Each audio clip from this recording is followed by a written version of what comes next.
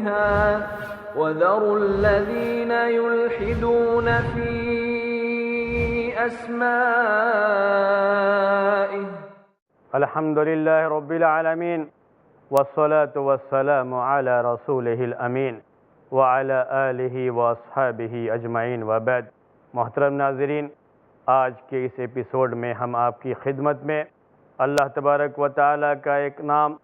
العلیم، اس کی شرح لے کر کے حاضر ہوئے ہیں۔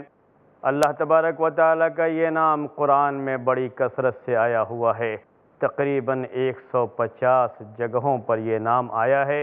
اس لیے اس کی ضرورت محسوس نہیں ہو رہی ہے کہ اللہ تبارک و تعالیٰ کے اس نام کے بارے میں آیت پیش کی جائے کہ فلاں آیت میں یہ نام آیا ہے، بلکہ اگر آپ قرآن اٹھائیں، قرآن کا کوئی بھی صفحہ پلٹیں گے تو اللہ تبارک و تعالیٰ کا یہ نام یا اللہ تبارک و تعالیٰ کے نام سے جڑی ہوئی صفت جاننا، اس کے بارے میں کوئی نہ کوئی آیت، کوئی نہ کوئی بیان ضرور آپ کو مل جائے گا۔ اللہ تبارک و تعالیٰ کا یہ نام اور اللہ تبارک و تعالیٰ کے علم کی صفت قرآن میں بکثرت ذکر کی گئی ہے۔ امام محمد امین شنقیطی رحمۃ اللہ علیہ نے یہ بات لکھی ہے کہ اللہ تبارک و تعالیٰ نے اپنا یہ نام اور اپنی یہ علم کی صفت بڑی کثرت سے قرآن میں ذکر کیا ہے، اور یہ اس وجہ سے ہے کہ یہ سب سے بڑا واعظ ہے، سب سے زیادہ گناہوں سے روکنے والی یہ چیز ہے۔ اگر یہ شعور پیدا ہو جائے بندوں میں کہ اللہ تبارک و تعالی العلیم ہے، جس کا معنی ہے جاننے والا، اللہ تعالی ہر چیز کو جانتا ہے، اللہ تعالی سے کوئی چیز پوشیدہ نہیں، اللہ تبارک و تعالی اس عمل کو بھی جانتا ہے جو انسان دن کے اجالے میں کرتا ہے، اللہ تبارک و تعالی اس عمل کو بھی جانتا ہے جو انسان لائٹ میں کرتا ہے، روشنی میں کرتا ہے، اس عمل کو بھی جانتا ہے جو انسان کہیں اندھیرے میں کرتا ہے، رات کی تنہائی میں چھپ کر کے کرتا ہے، اللہ تعالی جانتا ہے، اللہ کے علم سے وہ چیز پرے نہیں، مخفی نہیں، اللہ تبارک و تعالی اس پتے کو بھی جانتا ہے جو پتا شاخ سے گر کر کے زمین پر آ پڑتا ہے، اللہ تعالیٰ جانتا ہے کون سا پتا گرا، اللہ تعالیٰ کو علم ہے کہ بندوں نے اپنے سینوں میں کیا چھپا رکھا ہے، اللہ تعالیٰ صرف ظاہری چیزوں کو ہی نہیں جانتا، ان چیزوں کو بھی جانتا ہے جو سینوں میں چھپی ہوئی ہیں۔ انہ علیم بذات الصدور، بے شک اللہ تعالیٰ سینوں کی باتوں کو بھی جانتا ہے، اس کو بھی جاننے والا ہے، اللہ تعالیٰ اسے بھی جانتا ہے جو پہلے گزر گیا، اسے بھی جانتا ہے جو موجود ہے، اور اسے بھی جانتا ہے جو آئندہ ہونے والا ہے۔ اللہ تعالیٰ سے کوئی چیز مخفی نہیں، چاہے کوئی چیز پہلے ہو، اللہ تعالیٰ کا علم علم ازلی ہے، یعنی ہمیشہ سے ہے اور ہمیشہ یہ علم رہے گا۔ اللہ تعالیٰ کا علم ہر چیز کو محیط ہے، ہر چیز کو گھیرے میں لیے ہوئے ہے، کوئی بھی چیز دنیا کی ایسی نہیں ہے، کائنات کی ایسی نہیں ہے جو اللہ تعالیٰ کے علم میں نہ ہو۔ اللہ تعالیٰ کا علم ایسا ہے کہ اللہ تعالیٰ غیب کی باتوں کو جانتا ہے، ویسے اللہ تعالیٰ کے لیے کوئی چیز غیب نہیں ہے، لیکن ہم انسانوں کے لحاظ سے یہ بات کہی جاتی ہے کہ اللہ تعالیٰ ہر چیز کو جانتا ہے، وہی عالم الغیب ہے، غیب کا جاننے والا ہے۔ ان اللہ عندہ علم الساعہ، اللہ تعالیٰ ہی جانتا ہے کہ قیامت کب واقع ہوگی، اس کے پاس غیب کی کنجیاں ہیں، وہ جانتا ہے قیامت کب واقع ہونے والی ہے، اور کسی بھی نفس کو، کسی بھی انسان کو، کسی بھی مخلوق کو یہ علم نہیں کہ قیامت کب ہونے والی ہے۔ اللہ کے رسول صلی اللہ علیہ وسلم کے پاس جب جبرائیل امین آئے، انسانی شکل میں آئے، اور آ کر کے جو سوالات کیے اسلام، ایمان اور احسان کے بارے میں، اور اس کے بعد سوال کیا قیامت کے بارے میں کہ قیامت کب قائم ہوگی، تو اللہ کے رسول صلی اللہ علیہ وسلم نے جواب دیا، کیا جواب دیا؟ مل مسئول عنہا بعالم من السائل، کہ سن لو کہ جس سے سوال کیا گیا ہے وہ سوال کرنے والے سے زیادہ نہیں جانتا ہے۔ حافظ ابن حجر رحمۃ اللہ علیہ اس حدیث کی شرح میں لکھتے ہیں کہ اللہ کے رسول صلی اللہ علیہ وسلم نے یہ نہیں کہا کہ لست بعالم منک، کہ قیامت کب قائم ہوگی اس کے بارے میں تم سے زیادہ نہیں جانتا ہوں، تم کو جتنا معلوم ہے اتنا ہی مجھے بھی معلوم ہے۔ تو قیامت کب قائم ہوگی اس کا علم نہ تم کو ہے نہ مجھے ہے۔ یہ کہنے کے بجائے یہ کہا کہ مل مسئول عنہا بعالم من السائل، یعنی دنیا میں چاہے جو کوئی بھی مسئول ہو اور جو کوئی بھی سوال کرنے والا ہو، نہ مسئول کو معلوم ہوگا نہ سائل کو معلوم ہوگا، اس لیے کہ یہ علم صرف اللہ تبارک و تعالیٰ کو ہے، وہ عالم الغیب ہے۔ ان اللہ عندہ علم الساعۃ، بے شک علم اللہ تبارک و تعالیٰ کے پاس، قیامت کا علم اللہ تبارک و تعالیٰ کے پاس، وہی جانتا ہے کہ قیامت کب قائم ہوگی۔ وَيُنَزِّلُ الْغَيْثَ وَيَعْلَمُ مَا فِي الْأَرْحَامِ، وہ بارش کو نازل فرماتا ہے اور جانتا ہے کہ ماں کے پیٹ میں کیا ہے، رحم مادر میں کیا ہے، یہ وہی جانتا ہے۔ اور کل کون کیا کمانے والا ہے اور کس سرزمین میں کسی کی وفات ہونے والی ہے، کسی کو نہیں معلوم۔ یہ علم اللہ تبارک و تعالیٰ کو ہے۔ اللہ تعالیٰ جانتا ہے کہ کون کیا کمانے والا ہے، کمانے والے کو بھی معلوم نہیں کل کیا کمائے گا، اللہ تعالیٰ کو معلوم ہے۔ اور کس زمین پر کس کی وفات ہوگی کسی کو علم نہیں، اللہ تعالیٰ کو علم ہے۔ ہم اپنی آنکھوں سے میرے بھائیوں یہ دیکھتے رہتے ہیں، میری بہنوں، ہماری آنکھوں کے سامنے یہ چیز آتی ہے کہ ایک آدمی اپنے وطن سے سفر کے لیے کہیں جاتا ہے اور جب سفر میں جاتا ہے وہیں اس کی وفات ہو جاتی ہے، تو کہتے ہیں کہ اس کی موت اسے کھینچ کر کے یہاں لے آئی۔ اسے نہیں معلوم ہوتا ہے کہ میری وفات کہاں ہونے والی ہے، اسے نہیں معلوم ہے میری موت کہاں آنے والی ہے۔ انسان جہاں کہیں بھی ہوتا ہے اس کی موت اس کو پہنچ جاتی ہے، اور اللہ تبارک و تعالیٰ ہی کو یہ معلوم ہے کہ کس کی موت کہاں ہونے والی ہے، کون کیا کمانے والا ہے۔ تو اللہ تعالیٰ غیب کا علم رکھتا ہے، اللہ تعالیٰ کے علاوہ کسی کو بھی غیب کا علم نہیں، ہر چیز کا علم اللہ کے پاس ہے، اللہ تعالیٰ کے علاوہ کسی کے پاس بھی ہر چیز کا علم نہیں۔ ہمیشہ ہمیں یہ بات ذہن میں رکھنی چاہیے۔ بڑی گمراہیاں لوگوں میں اس تعلق سے پیدا ہو جاتی ہیں، کبھی کبھی بعض انسانوں کے بارے میں یہ بات کہہ دی جاتی ہے کہ وہ عالم الغیب ہے، ہر چیز کو جانتا ہے، یہ غلط ہے۔ اللہ تبارک و تعالیٰ کا یہ نام ہے العلیم، اور جس کے معنی ہے جاننے والا، اور اللہ تعالیٰ کی یہ صفت ہے کہ اللہ تعالیٰ ہر چیز کو جانتا ہے، اور اللہ تعالیٰ سے کوئی چیز مخفی نہیں۔ اللہ تعالیٰ جانتا ہے جو راتوں کو کیا جاتا ہے، اللہ تعالیٰ جانتا ہے جو دن کے اجالے میں کیا جاتا ہے، اللہ تعالیٰ کو علم ہے کہ کون سا بندہ آج کیا کر رہا ہے، کل کیا کیا ہے، اور کل آئندہ کیا کرنے والا ہے۔ ہر چیز کا علم اس کے پاس ہے، اس سے کوئی چیز مخفی نہیں، اس سے کسی کا کوئی کام چھپا ہوا نہیں۔ وہ سینے کی باتوں کو بھی جانتا ہے، اچھی طرح سے جانتا ہے کہ کون اپنے آنکھ کے اشارے سے کیا معنی لے رہا ہے۔ وہ جانتا ہے آنکھ کے اشاروں کو بھی، یعلم خائنۃ الاعین، آنکھوں کے اشاروں کو بھی جانتا ہے، زبانوں کے اشاروں کو بھی جانتا ہے۔ صرف یہی نہیں کہ کوئی آدمی زبان سے کوئی چیز کہے گا اور اس سے کسی کو تکلیف پہنچے گی تو گناہگار ہوگا، اللہ تعالیٰ کے علم میں ہوگا، ایسی بات نہیں ہے۔ اللہ تعالیٰ تو ہر چیز کو جانتا ہے، یہاں تک کہ زبان کے اشاروں کو بھی جانتا ہے، آنکھ کے اشاروں کو بھی جانتا ہے۔ اگر آنکھوں میں اشارے ہو گئے اور آنکھوں کے اشاروں کے ذریعے سے کوئی گناہ ہوا تو اللہ تعالیٰ سے یہ گناہ مخفی نہیں ہے۔ یہ تینوں نام السمیع، البصیر، العلیم، ان تینوں کو آپ آپس میں جوڑ کر کے دیکھیے۔ سمیع کا مطلب ہوتا ہے سننے والا، بصیر کا مطلب ہوتا ہے دیکھنے والا، العلیم کا مطلب ہوتا ہے جاننے والا۔ اللہ تعالیٰ وہ باتیں سنتا ہے جو ہم زبان سے کہتے ہیں، لیکن السمیع میں جو دل میں ہے وہ بات نہیں آتی ہے۔ البصیر کا مطلب ہوتا ہے کہ اللہ تعالیٰ ہر چیز کو دیکھنے والا ہے، اللہ تعالیٰ ہر چیز کو دیکھتا ہے، اللہ تعالیٰ کی نگاہ سے کوئی چیز مخفی نہیں، اس میں وہ چیز نہیں آتی ہے، کیونکہ یہ دیکھنے کا معاملہ ہے۔ کہ اللہ تبارک و تعالی ہماری جو بعض ایسی حرکتیں ہیں، ان حرکتوں سے کیا معنی ہمارا ہے، ہمارا کیا مطلب ہے۔ کبھی ہم آنکھوں سے کچھ اشارہ کرتے ہیں، سامنے والا جب پوچھتا ہے یہ کیا ہے، غصہ ہوتا ہے، نہیں میرا مطلب یہ تھا۔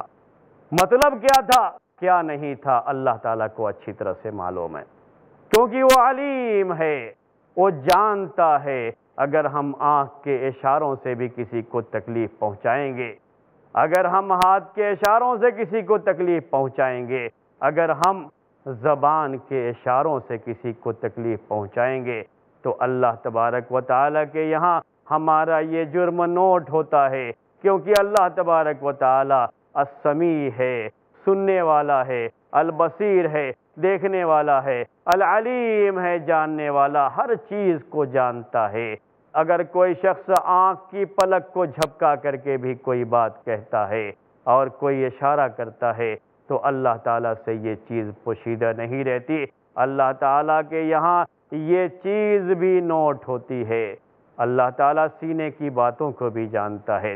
اللہ کے بعض بندے ایسے بھی ہیں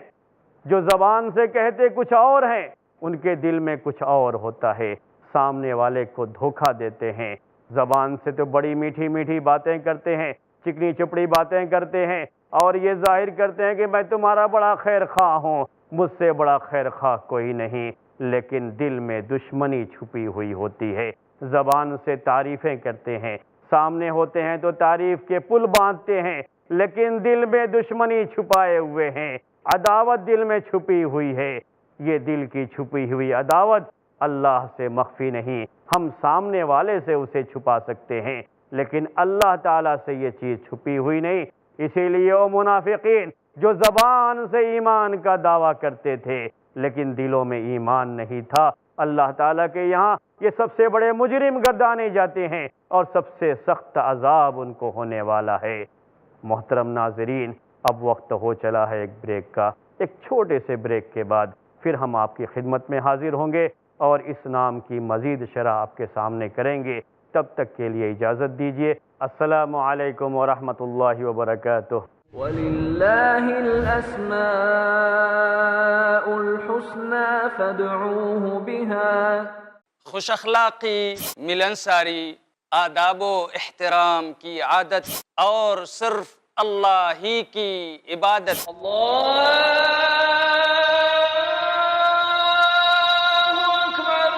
بن جائے ہماری ذہنیت، ہمارے پیارے نبی صلی اللہ علیہ وسلم ہمیشہ رہے قائم جن اصولوں پر، حقیقت میں ان اصولوں کی پابندی ہے تعمیر انسانیت۔ تعمیر انسانیت۔ دیکھیے شیخ عبداللہ الکافی المحمدی کے ساتھ قرآن اور حدیث کی روشنی میں انسان کو بیدار کر کے اس کی انسانیت کو تعمیر کرنے کا بہترین پروگرام، ہر جمعرات دوپہر 3 بجے اور رات 9 بجے، صرف i+ ٹی وی پر، بہتر زندگی کے لیے۔ لائبریریز میں اسلام ہے، آپ کے گھروں کی الماریوں میں بھی اسلام ہوگا کتابوں کی شکل میں، آپ کے واٹس ایپ پہ میسج آتے اسلام کے، فیس بک پہ اسلام ہے، اسلام سب جگہ پہ ہے، خالی ایک جگہ پہ نہیں ہے، ہماری زندگی میں نہیں ہے۔ دین فار ٹینز۔ دیکھیے نثار نڈیاڈوالا کے ساتھ ٹین ایجرز کے لیے ایسا سبق جو زندگی کی سچائی کو اسلام کی نظروں سے محسوس کرا دے، ہر جمعہ دوپہر 3:30 بجے اور شام 7 بجے، صرف i+ ٹی وی پر، بہتر زندگی کے لیے۔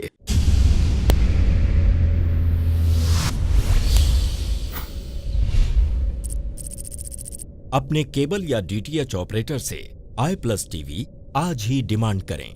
i+ T V free to air اور انڈین رجسٹرڈ چینل ہے۔ وَلِلَّهِ الْأَسْمَاءُ الْحُسْنَى فَادْعُوهُ بِهَا۔ السلام علیکم ورحمۃ اللہ وبرکاتہ۔ محترم ناظرین، وقفے کے بعد پھر ہم آپ کی خدمت میں حاضر ہیں۔ اللہ تبارک و تعالیٰ کے نام العلیم کے بارے میں بات چل رہی تھی اور یہ بات آپ کے سامنے آئی تھی کہ اللہ تبارک و تعالیٰ کا یہ عظیم نام، اس کا مطلب یہ ہے کہ اللہ تعالیٰ ہر چیز کا علم رکھتا ہے۔ اللہ تعالیٰ ہمارے سینے میں چھپی ہوئی باتوں کو بھی جانتا ہے، لیکن یہ اللہ تعالیٰ کا ہم پر کرم ہے، اللہ تعالیٰ کا ہم پر فضل ہے کہ اللہ تعالیٰ سینے میں چھپی ہوئی باتوں پر ہمارا مواخذہ نہیں کرے گا، ہمارا مواخذہ نہیں کرے گا۔ یہ تو اللہ تبارک و تعالیٰ کا ہم پر بڑا کرم ہے، بڑا فضل ہے۔ اس کو سمجھنے کے لیے ایک حدیث کو ذہن میں رکھیے۔ جب اللہ تبارک و تعالیٰ نے قرآن میں یہ آیت نازل فرمائی للہ ما فی السماوات و ما فی الارض، کہ اللہ تعالیٰ کے لیے ہی وہ تمام چیزیں ہیں جو زمینوں میں ہیں اور جو آسمانوں میں ہیں، اور اللہ تعالیٰ وہ تمام چیزوں کو جانتا ہے جو لوگ ظاہر کرتے ہیں اور جسے چھپاتے ہیں، اور اللہ تبارک و تعالیٰ ہر چیز کو جانتا ہے۔ جب یہ چیز صحابہ کے درمیان آئی، صحابہ نے اس کو پڑھا تو بہت پریشان ہو گئے اور کہا کہ اللہ تعالیٰ ہر چیز کو جانتا ہے، ہر چیز پر اگر ہمارا مواخذہ شروع ہو جائے تو ہمیں پریشانیاں کتنی ہوں گی۔ صحابہ اس کے سلسلے میں بڑے پریشان تھے۔ اللہ کے رسول صلی اللہ علیہ وسلم نے بتایا کہ جو چیزیں دلوں میں چھپی ہوئی ہیں، جو برائی کا ارادہ تھا صرف، لیکن اس برائی کو انجام نہیں دیا گیا، اللہ تبارک و تعالیٰ کے یہاں اس پر مواخذہ نہیں کیا جائے گا، اللہ تبارک و تعالیٰ کے یہاں اس پر مواخذہ نہیں ہوگا۔ اللہ تبارک و تعالیٰ کا یہ کرم ہے، یہ فضل ہے۔ اس بات کو اچھی طرح سمجھیے، اس بات کو اچھی طرح سے جان لیجئے کہ اللہ تعالیٰ ہمارے سینے میں چھپی ہوئی باتوں کو جانتا ہے، ہمارے ارادوں کو جانتا ہے۔ اگر ہم کوئی نیکی کا ارادہ کرتے ہیں تو اللہ تبارک و تعالیٰ نے حکم دے رکھا ہے کہ جب بندہ نیکی کا ارادہ کرے تو ایک نیکی لکھ دی جائے۔ اللہ کے رسول صلی اللہ علیہ وسلم ارشاد فرماتے ہیں اذا ہم العبد بحسنۃ تکتب حسنہ، کہ جب بندہ نیکی کا ارادہ کرتا ہے تو صرف ارادہ کرنے پر ایک نیکی لکھ دی جاتی ہے، اور جب بندہ عمل کرتا ہے، اس نیکی کو انجام دے دیتا ہے، تو 10 نیکیوں سے لے کر کے 700 گنا تک بھی اس نیکی کا ثواب لکھا جاتا ہے کرنے والے کی نیت کے لحاظ سے۔ لیکن جب بندہ کسی برائی کا ارادہ کرتا ہے تو اللہ تبارک و تعالیٰ نے بندوں پر اتنا کرم کیا ہے کہ اللہ کے رسول صلی اللہ علیہ وسلم کہتے ہیں کہ وہ برائی لکھی نہیں جاتی ہے جب تک کہ بندہ اسے انجام نہ دے، اپنے عمل میں نہ لائے، تب تک وہ برائی لکھی نہیں جاتی۔ اللہ تعالیٰ جانتا ضرور ہے اس برائی کو، اللہ تعالیٰ سینوں میں چھپی ہوئی باتوں کو جانتا ضرور ہے، برائی کے ارادوں کو جانتا ہے، لیکن اللہ تعالیٰ نے ہم پر یہ کرم کیا ہے، اللہ تعالیٰ کا ہم پر یہ فضل ہے کہ اس پر ہمیں کوئی عذاب نہیں۔ عذاب کب ہوتا ہے؟ جب بندہ اس کام کو، اس برائی کو انجام دیتا ہے۔ اسی طریقے سے اگر کسی شخص نے برائی کا پکا ارادہ کر رکھا تھا، انجام دینے کے لیے آگے بھی بڑھ گیا تھا، اس کام کو انجام دینے کے لیے اس نے صرف ارادہ ہی نہیں کیا، عملی جامہ پہنانے کے لیے جو شکل ہو سکتی تھی اسے اختیار کیا، لیکن عین وقت پر وہ کام انجام نہیں دے پایا، تو اس کی 2 شکلیں ہیں میرے بھائیوں، اور یہ بڑا اہم مسئلہ ہے، اس کو اچھی طرح سمجھ لیجئے۔ اگر کوئی شخص برائی کا ارادہ کرتا ہے اور عین وقت پر کسی رکاوٹ کی وجہ سے برائی نہیں کر پاتا ہے، تو اس رکاوٹ کی 2 شکلیں ہیں۔ ایک شکل یہ ہے کہ عین وقت پر اسے شعور ہوا، اس کا احساس بیدار ہوا کہ ہم اللہ کی نگرانی میں ہیں، اور اللہ تعالیٰ کی نگرانی میں ہونے کا احساس کر کے اور یہ شعور پیدا کر کے کہ اللہ تعالیٰ ہمیں جان رہا ہے، اللہ تعالیٰ ہمیں دیکھ رہا ہے، وہ اس برائی کو چھوڑ دیتا ہے، تو اس کے لیے نیکی لکھی جاتی ہے۔ اس کی مثال حدیث سے آپ سنیے۔ اللہ کے رسول صلی اللہ علیہ وسلم نے فرمایا ہے، 3 آدمیوں کا واقعہ جو غار میں پھنس گئے تھے، اس میں سے ایک شخص نے اپنے نیک عمل کا وسیلہ لے کر کے یہ دعا کی۔ وہ نیک عمل کیا تھا؟ اس نے کہا کہ میری ایک چچا زاد بہن، بڑی خوبصورت بہن تھی، میں نے اس کے لیے بڑی کوشش کیا اور اس کو اکسانے کے لیے، بدکاری اور زنا پر اکسانے کے لیے پوری کوشش کی، وہ آمادہ نہیں ہو رہی تھی۔ ایک مرتبہ پریشانی کے عالم میں ہوتی اور اس پریشانی کے عالم میں اس کی مدد کر کے میں نے چاہا کہ میں اس کے ساتھ بدکاری کی راہ ہموار کر لوں، اور میں نے اس کی مدد کی اس شرط پر کہ تم میرے ساتھ بدکاری کے لیے تیار ہو جاؤ۔ اس نے بدکاری کے لیے اسے پورے طریقے سے آمادہ کر لیا اور وہ مدد کے بعد تیار ہو گئی بدکاری کے لیے۔ لیکن جب وہ شخص بدکاری کے بالکل عین موڑ پر پہنچ گیا تو اس عورت نے کہا اتق اللہ یا عبد اللہ، اتق اللہ، اے اللہ کے بندے اللہ سے ڈرو، ولا تفض الخاتم الا بحق،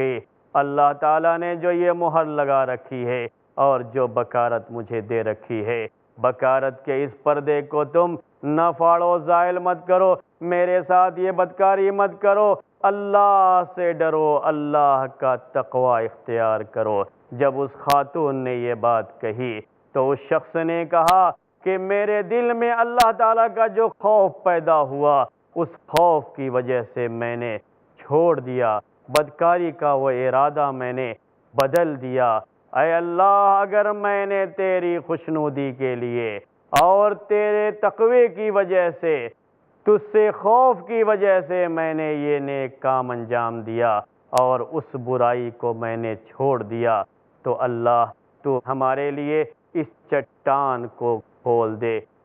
مطلب کہنے کا یہ تھا کہ وہاں اس شخص نے وہ برائی انجام نہیں دیا۔ کیوں برائی انجام نہیں دیا؟ عین وقت پر کیوں چھوڑ دیا؟ اس لیے کہ اللہ کا خوف آ گیا، شعور آ گیا۔ یاد رکھیے، اگر کسی شخص نے برائی کا ارادہ کیا عین وقت پر اس شعور کی وجہ سے کہ اللہ تعالیٰ دیکھ رہا ہے، اس شعور کی وجہ سے کہ اللہ تعالیٰ کی ہم نگرانی میں ہیں، اس وجہ سے کہ اللہ تبارک و تعالیٰ ہر چیز کو جانتا ہے، اس نے برائی کا ارادہ ترک کر دیا، تو اللہ تعالیٰ کے یہاں یہ نیکی لکھی جاتی ہے۔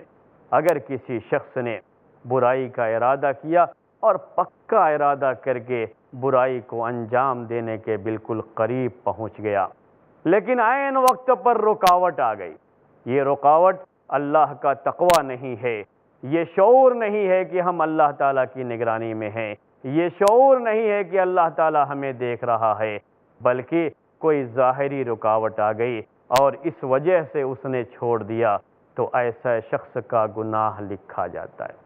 میں مثال سے آپ کو یہ بات سمجھاتا ہوں، جیسے کسی شخص نے کسی کے ساتھ بدکاری کا پورا ارادہ کر لیا، تنہائی کا فائدہ اٹھاتے ہوئے بدکاری کا پورا ارادہ کر لیا، ارادہ تھا، موقع بھی مل گیا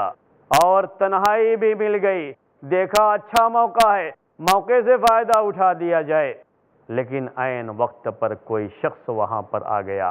جس کی وجہ سے وہ برائی انجام نہیں دے سکا، اس شخص کی یہ برائی لکھی جاتی ہے۔ چور چوری کرنے کے ارادے سے گیا، ارادہ پہلے کیا تھا، عملی جامہ پہنانے کے لیے پہنچ بھی گیا، لیکن عین وقت پر پولیس وہاں پہنچ گئی اور چوری نہیں کر پایا، تب بھی یہ گناہ اس کا لکھا جائے گا، اگرچہ کہ اس نے چوری نہیں کیا، لیکن ایک گناہ یہ لکھا جائے گا، اس لیے کہ یہاں صرف ہم اور ارادہ نہیں ہے، بلکہ اس کو عملی جامہ پہنانے کی شکل بھی موجود ہے۔ اس کی دلیل ہے اللہ کے رسول صلی اللہ علیہ وسلم کی یہ حدیث، جس میں یہ ہے کہ اللہ کے رسول صلی اللہ علیہ وسلم نے فرمایا ہے کہ جب دو مسلمان آپس میں لڑتے ہیں، فالقاتل والمقتول کلاہما فی النار، تو قاتل اور مقتول یعنی جس نے قتل کیا ہے اور وہ شخص جس کو قتل کیا گیا ہے، دونوں جہنم میں داخل ہوں گے۔ صحابہ نے پوچھا، اے اللہ کے رسول، ھذا القاتل، یہ قتل کرنے والا جہنم میں جائے گا، یہ بات تو سمجھ میں آتی ہے، فما بال المقتول، لیکن جس کو قتل کیا گیا وہ کیوں جہنم میں جائے گا؟ اس نے تو قتل نہیں کیا، وہ کیوں جہنم میں جائے گا؟ قتل کرنے والا جہنم میں جائے گا، یہ بات تو سمجھ میں آ رہی ہے، لیکن جو مقتول ہے وہ کیوں جہنم میں جائے گا؟ تو اللہ کے رسول صلی اللہ علیہ وسلم نے کہا، لِأَنَّهُ كَانَ حَرِيصًا عَلَى قَتْلِ صَاحِبِهِ، کیونکہ وہ بھی اپنے ساتھی کے قتل کرنے کا حریص تھا، یعنی اس کو موقع نہیں ملا، رکاوٹ آ گئی۔ رکاوٹ کیا آ گئی کہ وہ پہلے ہی مقتول ہو گیا، ورنہ اگر اس کو موقع ملا ہوتا تو اس نے قتل کیا ہوتا۔ اس لیے اس کو بھی اللہ تعالیٰ کے یہاں عذاب ہوگا اور جہنم کی ہوا اسے بھی کھانی پڑے گی۔ اس سے یہ بات سمجھ میں آتی ہے کہ اگر ارادہ صرف ارادہ نہیں ہے بلکہ اس کو عملی جامہ پہنانے کی پوری کوشش کی گئی، لیکن عین وقت پر کوئی رکاوٹ آ جائے تو اس کی وجہ سے بندہ عمل نہیں کر سکا، وہ گناہ نہیں کر سکا تو گناہ لکھا جاتا ہے۔ جس چیز کا گناہ نہیں لکھا جاتا وہ کیا ہے کہ صرف ارادہ ہے۔ ارادہ تھا، دل میں ارادہ آیا اور ختم ہو گیا، تو یہ ارادہ گناہ کا، یہ ارادہ اس کا گناہ نہیں لکھا جاتا ہے، اور یہ اللہ تعالیٰ کا کرم ہے ہمارے اوپر، اللہ تعالیٰ کا فضل ہے ہمارے اوپر۔